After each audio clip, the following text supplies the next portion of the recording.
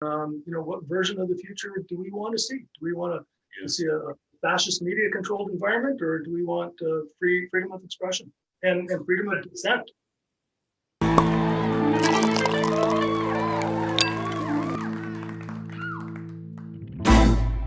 Yeah, that is one thing that does concern me, is if there's a small number of very influential platforms or media outfits that control the narrative. There's a lot of people that won't even know that they're capable of defining their own futures. They'll just go along to get along, which has probably been true in every generation going back since we started cuneiform.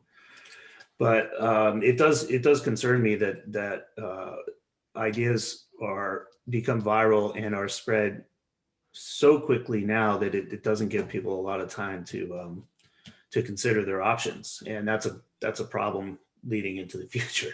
Hopefully, we can. I have confidence actually that we can innovate our way through these kinds of problems, and innovation usually happens in a crisis. Like what is it? What my mom used to always say: necessity is the mother of invention. Which, I mean, that was an industrial age idea, but it still applies to today.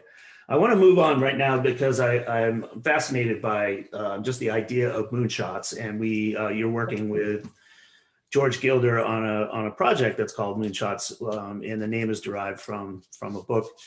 And my first question is very superficial and kind of interesting. The foreword was written by Richard Branson, who is a famous entrepreneur and somebody who has made a career and a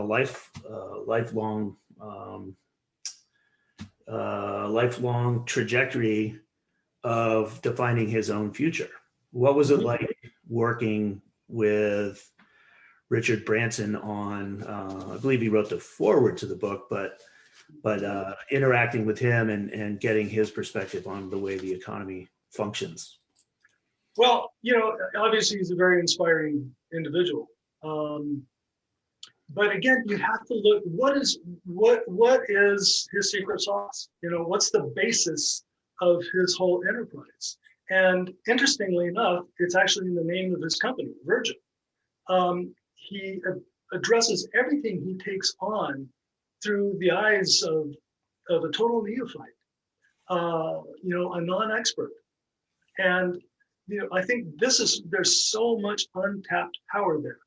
Something that we've seen here over the past year is how much power we give to so-called experts. And there's grave danger in that because experts tend to be extremely myopic. They see very little laterally in their peripheral vision, and they really tend to drill down and they miss the larger context of things and the way things play out, hence all the unintended consequences. Right. So, I can come up with a model that says, hey, we can stop this virus spread if we lock everything down. But it doesn't take into account the business losses and, the deaths of despair and all the collateral damage that happens around that. That's a classic example of an expert at work. And so, and this is really a core thesis of moonshots, and why the non-expert is really the key to disrupting. The expert can only improve things incrementally, just because he has such a narrow field of view. Very seldom does an expert disrupt his field completely. They tend to get entrenched in their way, and they start to build their little ecosystem and their place in it, and now they seek to preserve it. And again, they tend to act as antibodies to new and innovative and potentially disruptive ideas.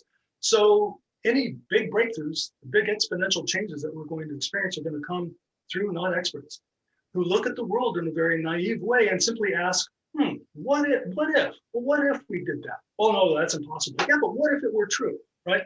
And if you start going down this path, you can begin to discover remarkable solutions. And this is what Richard Branson has done with everything he's done. And so that really is a key thing. People should not be dissuaded from pursuing radical ideas simply because they're not experts. You can get the various bits of expertise that you need on demand now, to work out point solutions. But the bigger vision has got to come from, the the creative imagination.